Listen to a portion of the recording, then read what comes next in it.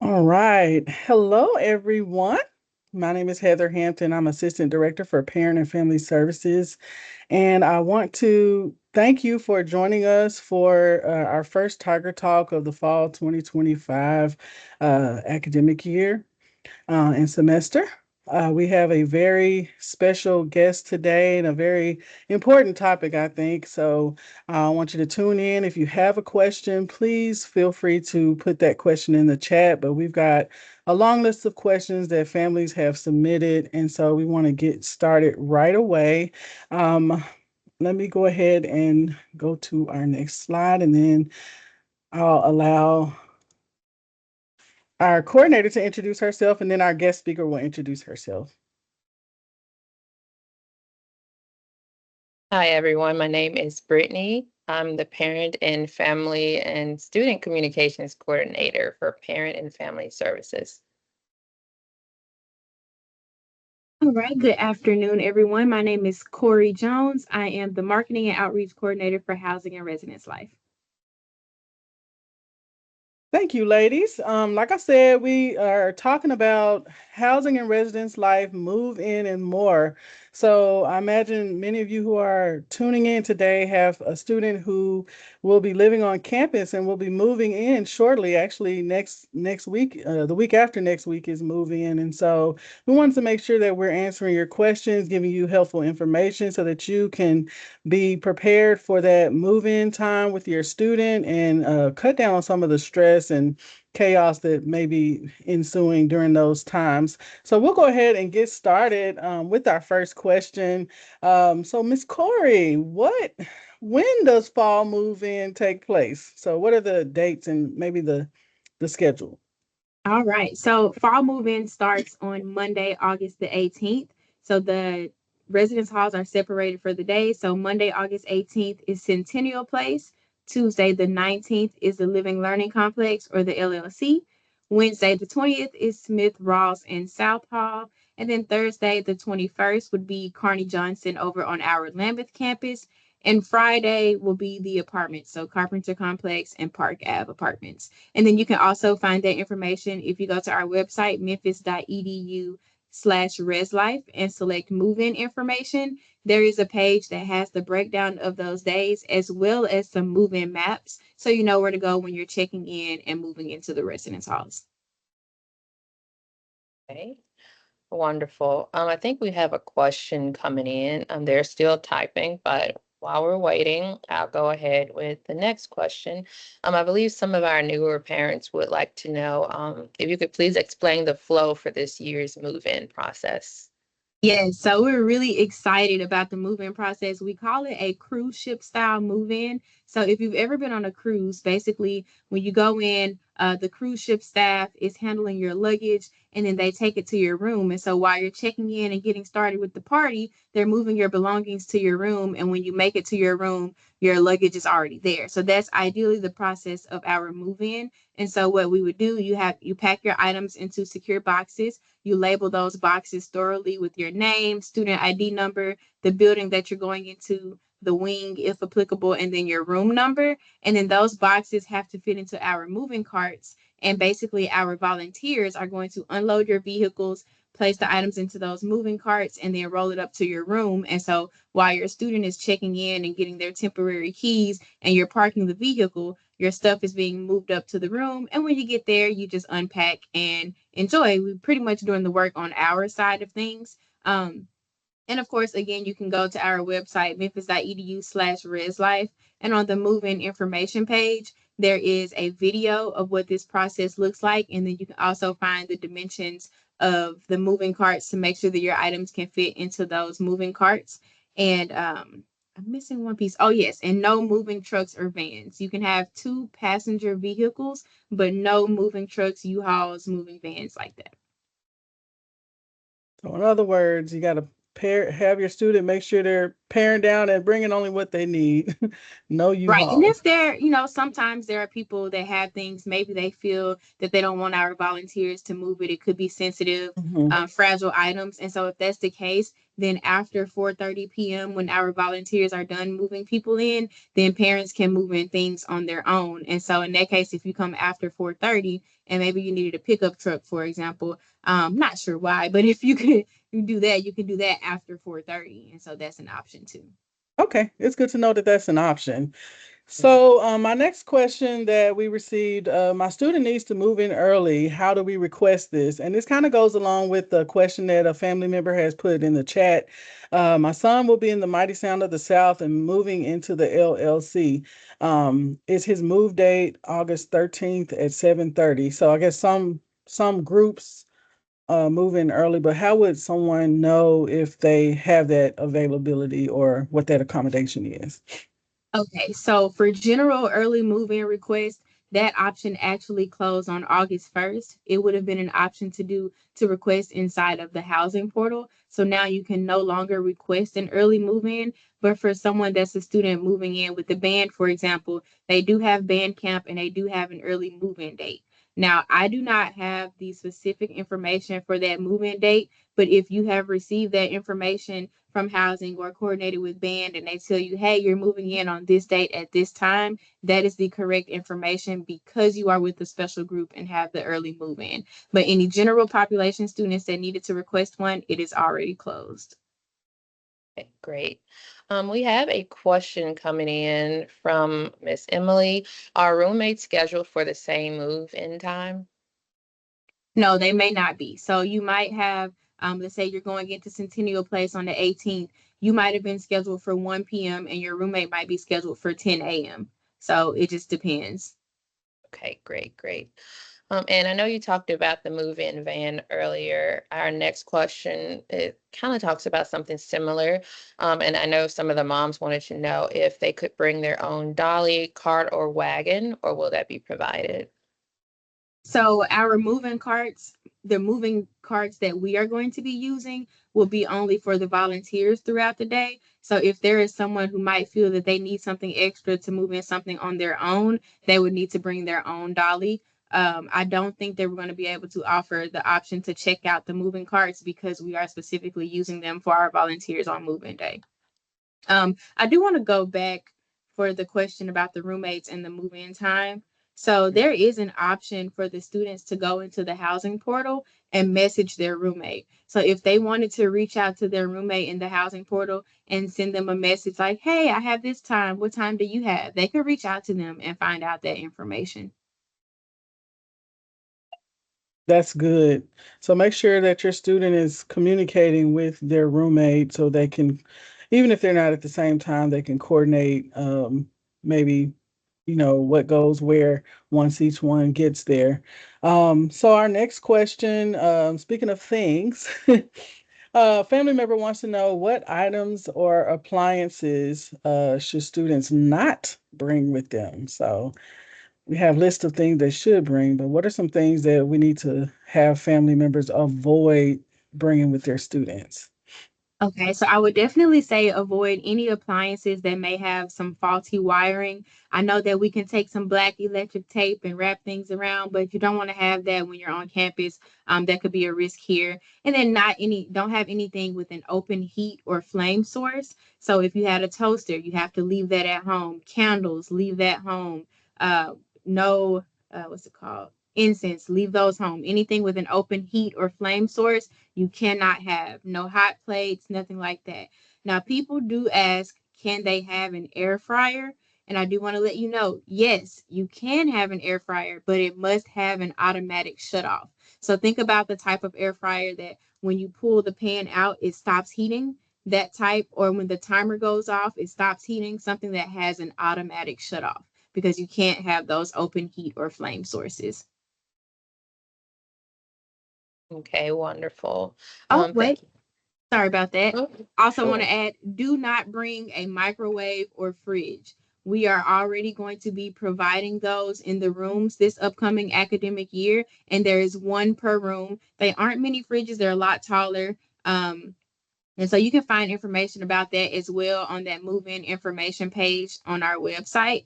And so you can see that we are going to be providing those. I know that some people express some concern about not being able to bring their own. So if you do have a severe food allergy or a medical need, for example, you can reach out to Disability Resources for Students to request an accommodation to bring your own. But if you do not have a need for an accommodation, then you cannot bring your own fridge and microwave because we will be providing them in the rooms.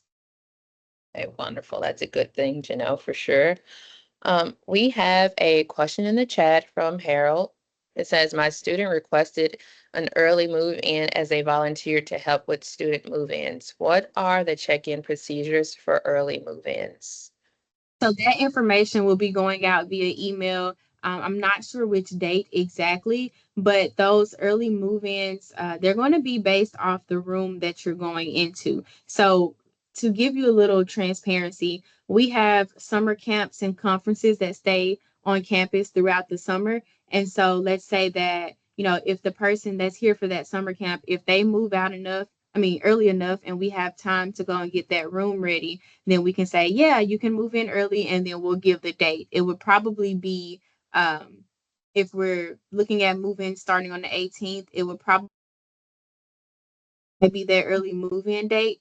But again, that information will be coming out in an email, and I don't have the actual time frame of it, but they're going to be trying to send that out as soon as possible. So we want to make sure that your student is checking their university email account and also the housing portal to make sure they have that information.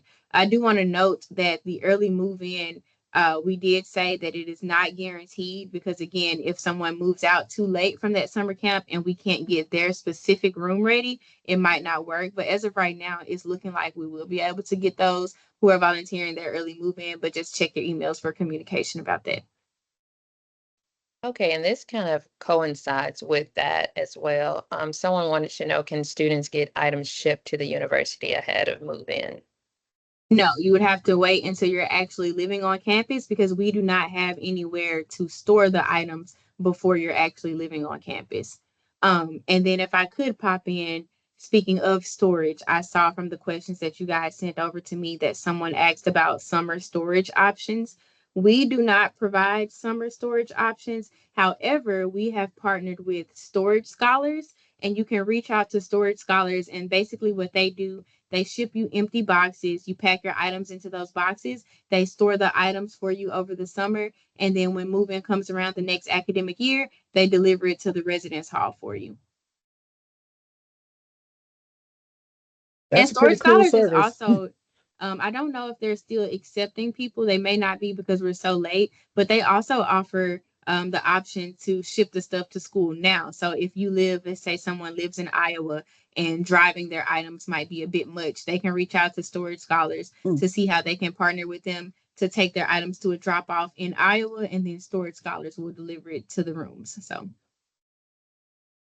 Thank you. So yeah, if you need to take advantage of that, that's something that has been implemented this year, and something that has been requested for a while. So I'm glad that Residence Life has been able to accommodate and meet those requests for storage, as with Storage Scholars.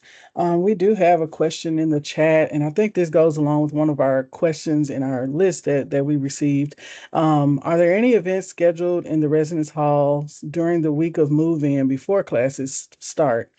Um, and several parents have expressed this, like, what happens when I drop my student off? Are they just going to be locked away in their room? Like, what will they be doing? So so just kind of touch on that a little bit. I would definitely say worry not. There is so much Yeah. that will be going on that your scholar can get into. And so in the residence halls, one of the first things that they're going to do, they're going to have a floor meeting. And so in that meeting, they'll be introduced to their resident advisor or the RA, and then they'll also meet people who live on their floor. So it's a great time to connect. Now, as far as specific events that are happening in the residence halls, we won't do as much during that first week when they get here, because the university has weeks of welcome. And so that's a ton of events that are going on around campus that the university, like student affairs and stuff, is already hosting. And so they'll have a lot to do. There'll be welcome events, mixers, and things that they can go to. And it's gonna be really fun for them. So all you have to do is just encourage them to go. I was Say, going to hey, say go that meet too. Just somebody. make sure you're encouraging them to, especially if they're shy or, maybe a more introverted personality, they may not want to step out of their room and out of their comfort zone. So just encourage them to go to one event and try it for 10 minutes. And if they don't like it, they can go run back to their room. But I guarantee they probably will end up staying there longer than 10 minutes at any of those fun Yeah. events that are planned. Corey, if you could, I know you've been with Housing and Residence Life and you've kind of seen some things and heard some things. So, what are some tried and true tips and maybe some best practices for move-in and things that maybe people aren't thinking about? Maybe some storage hacks, some room hacks. What's considered like too much stuff or coordinating with a roommate? What are some tips that you could share with the families? All right. So first, I'm thinking about your overall move-in experience, how to make your move-in day seamless. So make sure that you're packing your items into those secure boxes and labeling them thoroughly. Again, you can find that information on our move-in information page, memphis.edu/reslife, and select move-in information.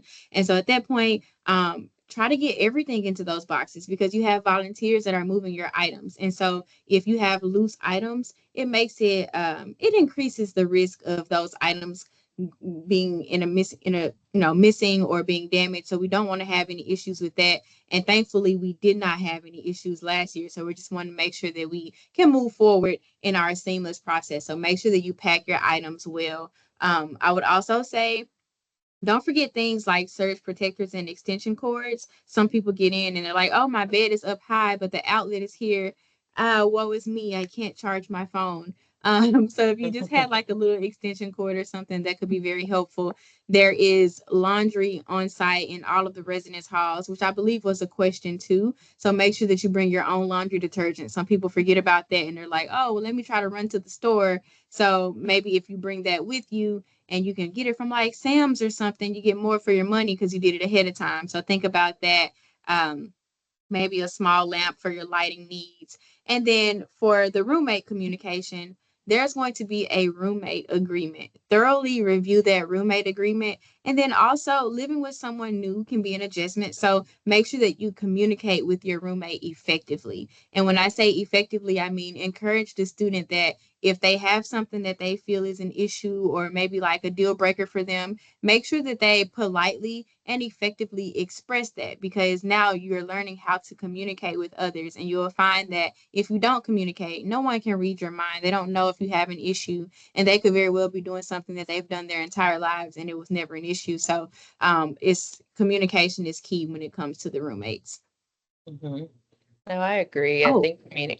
Oh, sorry. Go ahead. sorry about that. I do have one small thing, and this was just kind of like, I guess, a personal tidbit. My god sister went to school about 3 hours away from her hometown. And so, what she would do when she came to school in the fall, she would bring clothes that were warmer because it's hotter outside for that fall semester. And then when she went home for like, fall break or winter break, then she would swap out her clothes to bring over the items that are for colder weather. And so that way she wasn't filling up her closet with all of the clothes that she had or trying to figure out which storage bin has which shirt. Like she kind of switched out things by the weather. So if that's an option for you, I would say think about that too. But if not, then you can have some storage bins that can slide under your bed. So your clothes that are out of season go in those bins, and the clothes that are in season can hang up in your closet. And don't forget your hangers.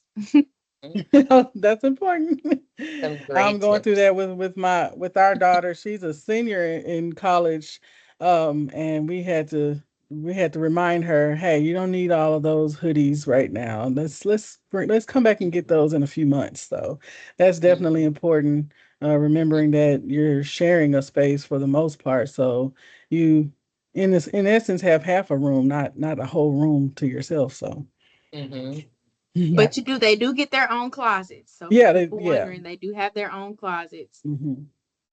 Oh, that's wonderful. So our next question is renters insurance required or recommended?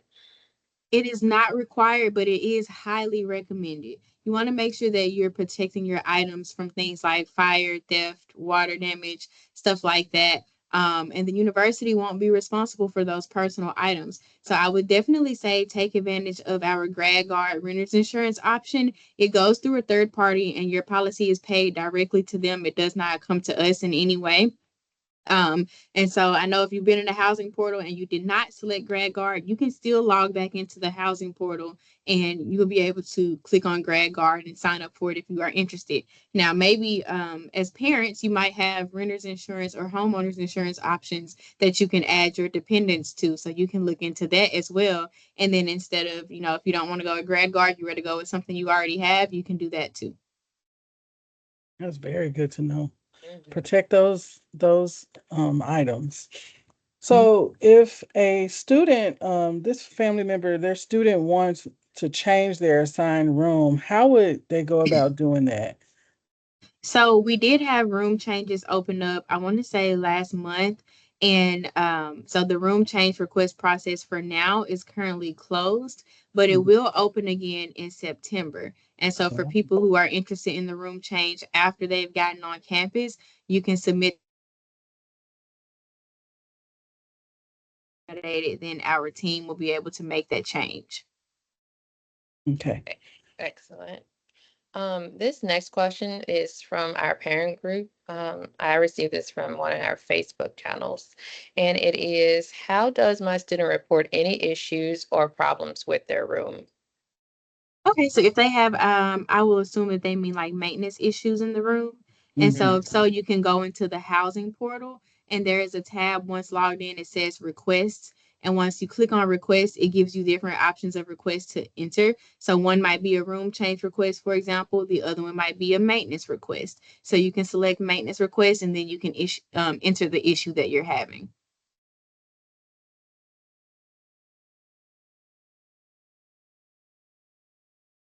All right. So the next question is dealing with parking options that may be available for residential students. I know some students will be bringing their vehicles, and so what are the parking options for if they're living in the residence halls? So all students get a general parking pass, and those are usually the parking lots that are kind of on the outskirts of campus. But if you Mhm. are interested in having a residential parking pass, then you can purchase one for an additional $40 a semester from Parking and Transportation Services. And when you go on the Parking and Transportation Services website, you can search resident parking pass, and it'll pull up a parking map. And the purple parking lots on that map are the ones that are closest to the residence halls, and basically, you just tell Parking and Transportation Services, like, hey, lot number 37 is closest to where I stay in Centennial Place. I'd like that one. And then that's the parking lot that you can get for your residential parking. Excellent. We do have a question coming up before I ask mine, from Miss Emily. She wants to know, in the dorms with community bathrooms like the LLC, who is responsible for cleaning those? Okay, so I do want to clarify that the LLC and Centennial Place, they technically do not have community style bathrooms, so they are still shared with the people who live in their pod. They are considered bathrooms that are more private to you for the time that you're in there, but there's still a shared space. So anyone that lives in that pod or block of rooms can use any of the bathrooms, but again, they're private to you for the time that you're in there. Now, our custodial team members clean all the common areas of the residence halls, which includes those bathrooms, Monday through Friday. Okay, and that's really great to know. The next question is a really hot topic that I'm excited to hear about. We get this question a lot at pretty much every session at our new student orientations. And it is, are students required to have a meal plan if they live in the residence halls? And are meal plans active as soon as they move in, or will they have to wait until classes begin? So the meal plans begin on the first day of classes. There is no meal plan requirement. However, all students that are enrolled in at least 12 credit hours with at least 1 credit hour of on-campus courses are automatically enrolled in the Tiger Eats plan. And the Tiger Eats plan, it is a $300 like depleting balance added to your campus card. And so basically you can go and use that at any of the on-campus dining locations. And so you start off with like $300. If you go to Subway and spend $10 that day, now you got $2.90 left. And so all students have that just because they are enrolled in those credit hours. But if you do decide to purchase a meal plan, then it replaces the Tiger Eats. And so you have whatever your meal plan is. But again, those meal plans are not active until the first day of classes. All right, thank you for that. That's good to know. So you and your student will need to plan ahead as far as meals when they move in. I'm assuming. Is that what you mean, Corey? Yes, so that first, Okay. so move-in week, the meal plans won't be active yet. They'll be active that following Monday. But what Okay. they can do, they can go to dineoncampus.com/U of M, and it shows the dining options that are available around campus, and they Okay. should have updates about what's open, what's on the menu, things like that. And so typically, your meal plan, meal swipes are going to be in the Tiger Den. And so, but the other dining facilities are potentially going to be open. So like Chick-fil-A, Panda Express, Tom's, those type of dining facilities, your student will still be able to access and purchase food from those facilities. So I just wanted to clear that up in my own mind and just make sure Mhm. people know their students will not be starving and there will be Mhm. options available for them until their meal plan kicks in. So this next question that we received, and you kind of touched on it a little bit, but a parent wanted to know how and where will their student take care of the laundry, but also about mail and receiving packages. How does that work with students living on campus? Yeah, so all residence halls have laundry facilities or rooms. In Centennial Place in the Living Learning Complex, there are laundry rooms on every floor. In Smith and Ross, the laundry rooms are in the basement area, and then in South Hall is on the first floor. So there are laundry facilities or rooms in all of the residence halls. You just have to provide your own detergent. And So then there's no cost to use the machines. It's just no, the cost is okay. already included in the cost of housing. Okay. Thank you. So they just have to provide their own detergent. That's the only expense when it comes to using the laundry rooms. And then for the mail and packages will always go to the UC. They're never going to be delivered directly to the residence hall. The only thing that may come to the residence hall is your Uber Eats or DoorDash, but your mail and packages will go to the UC. Wonderful. That's great to know. This is a question that even myself, what I had to ask when I was hired to work in the LLC some years Mhm. ago. And it is, what safety and security measures are in place in the residence halls? So let's start with our residence halls. Um, I was about to say their key card access, but we're actually switching to the mobile digital credentials. So make sure that your scholar has been checking their university email so that they have that information about those mobile credentials to get into the building. And so what'll happen is the building is locked. They'll take their phone, put it up to the keypad by the door, and then that is how they'll be able to get into the building. So it's that secure access getting into the building. Once you get into our residence halls, everyone has a front desk that is staffed 24/7. So there'll be a desk assistant there to take your ID, swipe to make sure you actually live there, and then you can go to your respective wing or floor. And then if you're someone who has a wing in your residence hall, you have to use that digital credentials again to get into the wing. And then you also have to do it to get into your pod or your block of rooms. And then, of course, you have to use your ID to swipe to get into your actual room. So those measures are all throughout our residence halls. I like to also note that we have security that patrols campus, and then we also have our campus police department, which is an actual police department, and they patrol campus as well. So many measures there. Mhm. Mhm. I think a big part of thinking about student safety is having students remember the things that they can do themselves to be safe. So I know a lot of Mhm. students these days have those over the ear headphones. And so being mindful of the noise level of those, and when you're walking by yourself, just, sometimes we have to be vigilant. So just be mindful of that. But we do have all the campus security and stuff patrolling as well.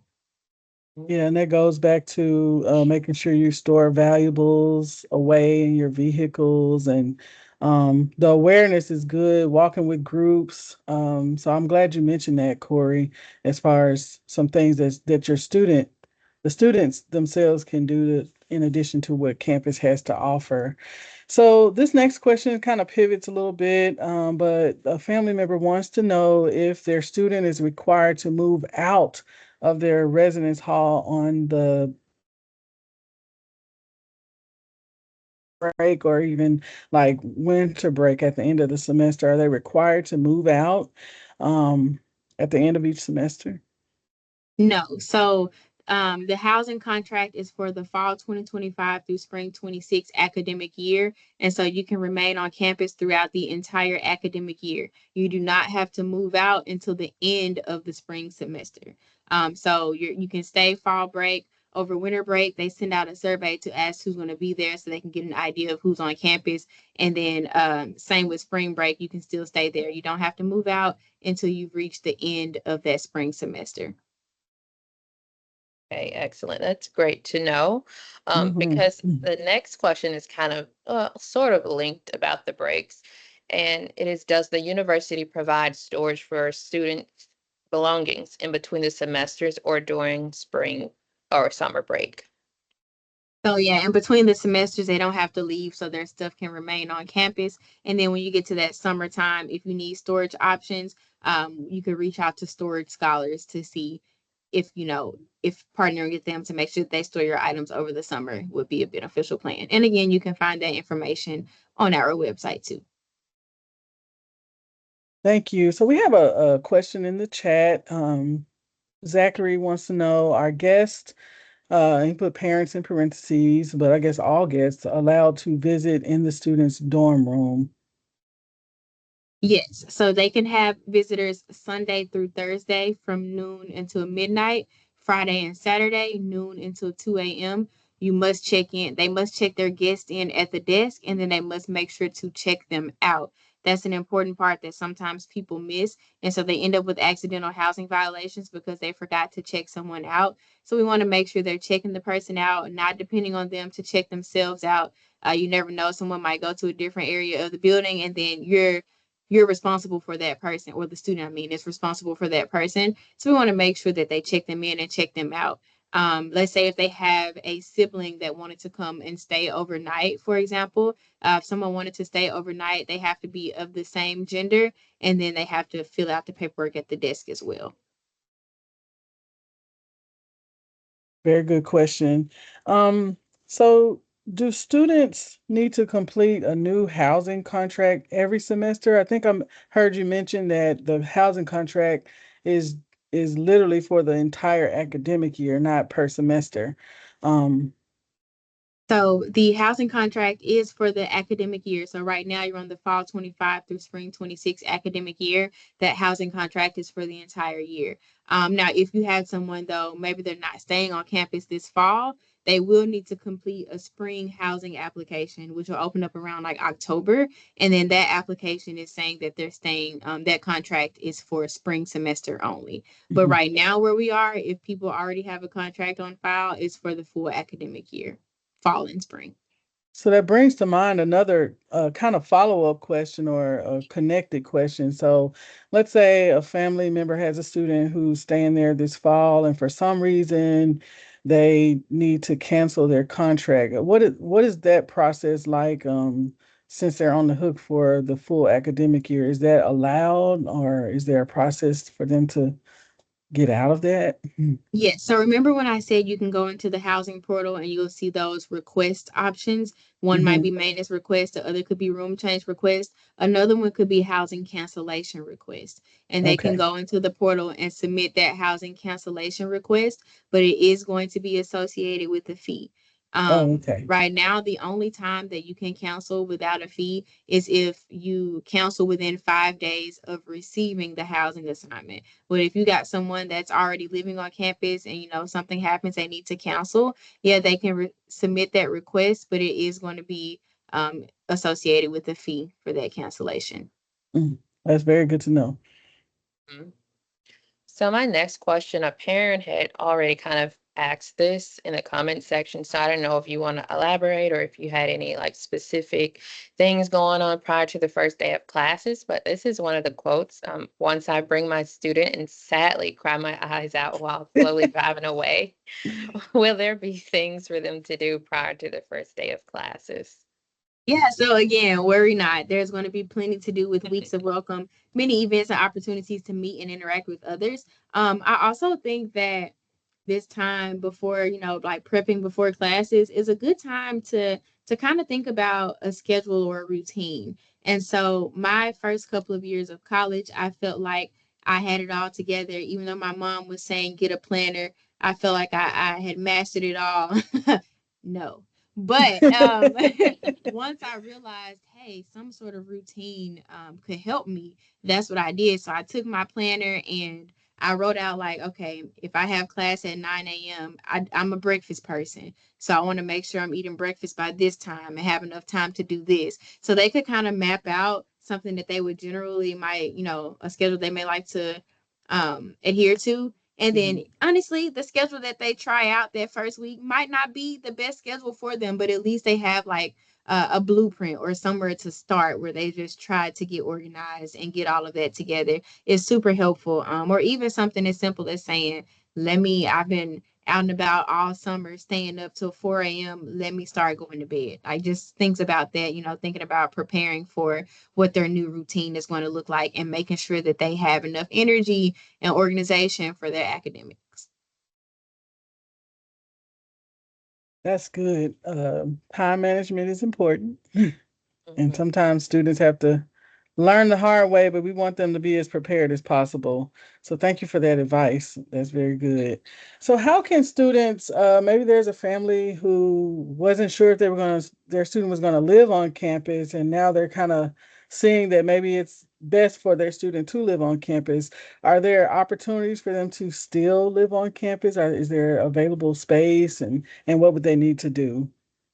So right now we do have a wait list. However, if you are interested, I would still recommend applying because you never know who might say they don't want to be on the wait list anymore or how many cancellations we may have. There is a $45 non-refundable housing application fee, and you can find that application by going to our website, memphis.edu/reslife, and selecting apply for housing, and it'll take you to the housing portal. And then you can go through that application like normal. Like I said, there is a wait list right now, and so I can't guarantee that we'll have something open up and be available, but it's worth trying if you are really interested in living on campus. Okay, Thank that's you. excellent. Our last question is, what advice do you have for parents who are experiencing a range of emotions as their student transitions to living on campus? So, the Housing and Residence Life team strives to make the on campus living experience memorable and worthwhile. So, we want you to know we offer more than just a place to sleep. So, there's going to be events and programs to keep the students involved and engaged. There are resident advisors and residence life coordinators that can provide leadership or mentorship. And there are many resources available, like we have music practice rooms in the residence halls, or collaboration or study rooms, lounge areas where students can just hang out. And so, my best advice is to just encourage your scholars to get involved and remember that they are exactly where they are supposed to be at this time.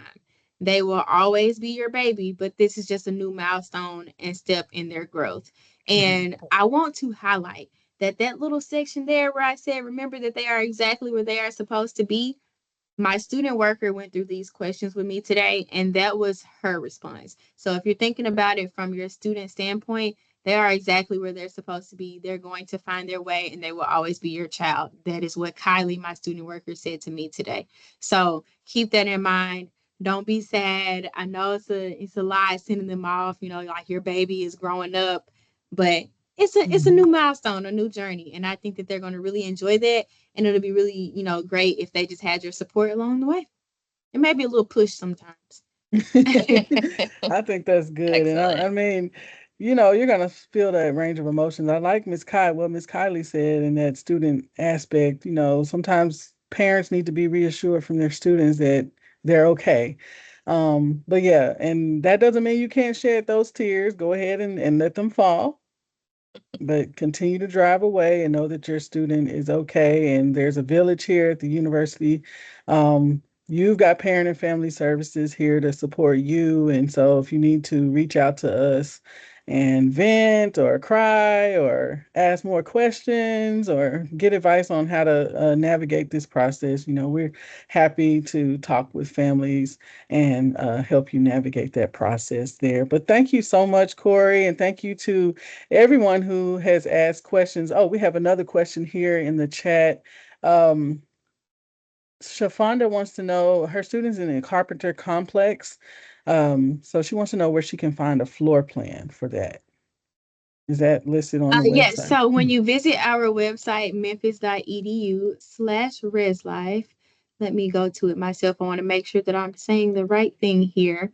When you're on our website, memphis.edu/reslife, you can select residence halls and then select Carpenter Complex. And once you're on that page, you can scroll through the pictures that are there. And oh, I'm still scrolling here. Oh, okay. I was scrolling through the wrong page. Sorry. When you scroll down a bit, you'll see a layout for it. Okay. That's where That, that is. So and that'll be it's on that important too. Carpenter Yeah. Complex page. So hopefully that's helpful to you, Shafanda, and anyone who wants to see kind of the room layouts. Those all should be on the website when you look up the specific residence hall. And if you have any other questions, feel free to go ahead and put those in the chat before we end our session. Again, thank you to everyone who's been asking questions, everyone who submitted questions. Thank you, Corey, and also your student worker, Kylie, for the wonderful advice and information. Hopefully, families have a sense of feeling supported and more prepared for what's to come the next couple of weeks and can navigate this with as little stress as possible and know that their student is going to have a great start and a great semester. So I do have want Corey to give contact information, and we'll put that in the chat. So Corey, can you share that contact information if anybody has questions or has a concern or anything? And Brittany will type it in the chat as well, so that everyone can have that. So housing@memphis.edu. If you have questions, you can email them or Corey. Yes. So if you Yeah. have any general questions, maybe you're wondering something about your housing contract, specifically things like that, you can reach out to housing@memphis.edu. If it's something that's, quick and easy and you think that I can answer it, you can send me an email as well. But again, if it gets into the specifics of your situation, I only have like just the surface level answers for you. I'm not the person that can go in and move rooms or switch this around and things like that. So coming to me would not be beneficial for those cases. But if you have some general questions, I'm always willing to answer those general questions, help you out. Maybe you're like, well, should I bring this? Can I tour today? Things like that. You can reach out to me. And let me, also put this website in here because this is what I want you all to visit the most. Like, just know this web page like the back of your hand. No, I'm kidding. If you go there, oh, that still says 2023. But anyway, if you go there, you can see we have a video that shows you what the move-in process looks like. There's a when section to tell you when each residence hall will move in, a where section that has all the maps that you need. There's a campus map, a parking map, the move-in maps for each location. So that is there for you. There is a house section that has the process of move-in kind of detailed, what check-in looks like, how to prepare for your move-in. And then there are some additional resources listed, which will be that Grad Guard renter's insurance, the storage scholars for that summer storage and moving assistance, and then also information about the fridge and microwave. So you can see like they're not super small or anything. You can get a feel for that on there. And then of course the option for people to volunteer for move-in. So you can check that out. Please check out that page. And That's good. That's good. And then Parent and Family Services, we will have a booth set up on the first 3 days of move-in. So Centennial on Monday, LLC on Tuesday, and then Smith Rawls will be in that courtyard. We'll be have a tent and a table. So please stop by, say hello. We'll have snacks and drinks and things to help you stay hydrated and nourished as you help your student get acclimated into their new space on campus. So we want you to know that we'll be there. And I think there was another question here. Someone has not received their, I guess their student hasn't received their student ID. But as Corey mentioned, the IDs are now a digital credential. And so they may no longer issue out physical ID cards. And so your student will need to check their My Memphis email. And if not, I think they can reach out to the campus card office, which is a part of, I don't know if it's a part of the registrar or not, but I know campus card, where they can find out more information about the digital credentials and the possibility of a permanent physical ID. But I know they're moving everyone to digital, and we just received that notification of literally a few days ago about that new digital ID. Yeah, they've been giving out the physical, well, not Are giving they out, but they've still been doing the physical student okay? ID. Students were getting those all throughout NSO, so I know they still have Okay, those. And then also like we'll have temporary key cards for students to get into their actual room, but their key is going to be their student ID once they're in the system and active. So hmm they'll still use that student ID to get into their residence hall. the physical ID, you mean? Mhm. Okay, Yes, so they're still going to have, one of these to use to get into their room. And something I just added to the chat, which is the Everbridge app, to rope around back to the safety question we had earlier. I think it's great for everyone to know. Even the parents can download this app. And it's just you get messages that delivers critical information and safety features to users. So you'll know about like weather situations or anything that's going on with your student on campus. So I added that. You can download it. It's in the chat. So Carpenter will not be using that digital ID yet because as of right now, Carpenter has where they would use their student ID to get into the door. And so we're not switching over the residence halls just yet, like for their specific doors.